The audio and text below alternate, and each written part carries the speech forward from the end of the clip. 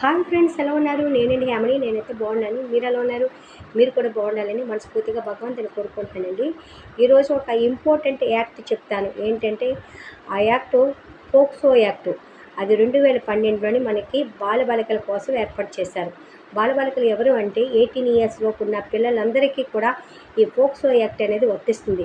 లైంగిక దాడులకి, లైంగిక నేరాలకి లేదా అత్యాచారానికి గురైనటువంటి పిల్లలు, వాళ్ళ బాలల రక్షణకి లోనైనటువంటి పిల్లలు కూడా ఈ పోక్సో యాక్ట్ ఉపయోగపడుతుంది.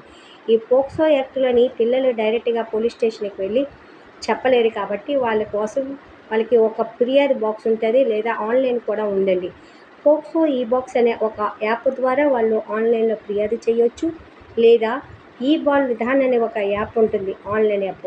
దాని ద్వారా కూడా పిల్లలు ఫిర్యాదు చేయొచ్చండి. ప్లీజ్ పిల్లలందరూ తెలుసుకోవాలి ఈ పోక్సో యాక్ట్ గురించి. అలాగే పేరెంట్స్ కూడా తెలుసుకోండి. పిల్లలు ఏం చేస్తున్నారు, పిల్లలు ఎలాగుంటున్నారు అనేది గమనించండి.